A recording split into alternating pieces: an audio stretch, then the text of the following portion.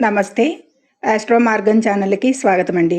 ఈరోజు 2026 ఆగస్టు 16న చంద్రుడు కన్యా రాశిలో ఉత్తరా నక్షత్రం 4వ పాదం నుండి హస్త నక్షత్రం 4వ పాదం వరకు సంచరిస్తున్నాడు.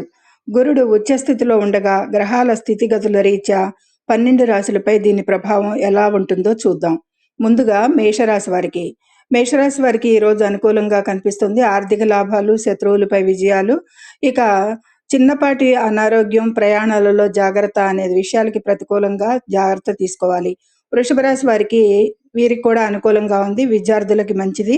సృజనాత్మకత పెరుగుతుంది ఈరోజు వీరికి. ప్రమాద సూచనలంటే సంతాన ఆరోగ్యం పట్ల కొద్దిపాటి ఆందోళనలు ఉంటాయి, జాగ్రత్త.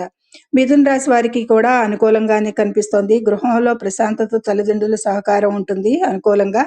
ప్రతికూలంగా అయితే భూమి లేదా వాహన రిపేర్ ఖర్చులు ఎదురవ్వచ్చు.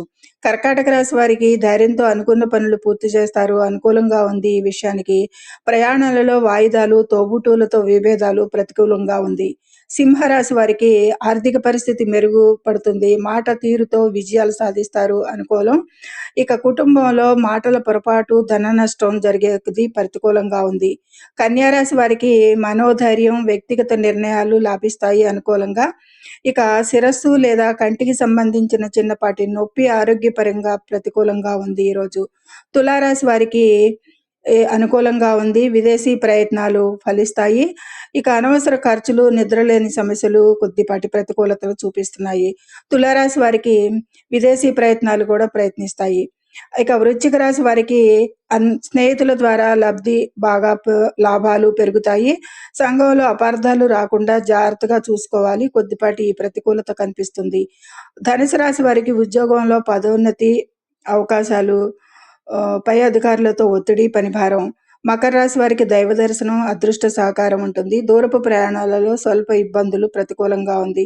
కుంభరాశి వారికి పరిశోధనలు, రీసెర్చ్ చేసే వారికి కొత్త విషయాలపై ఆసక్తి పెరుగుతుంది.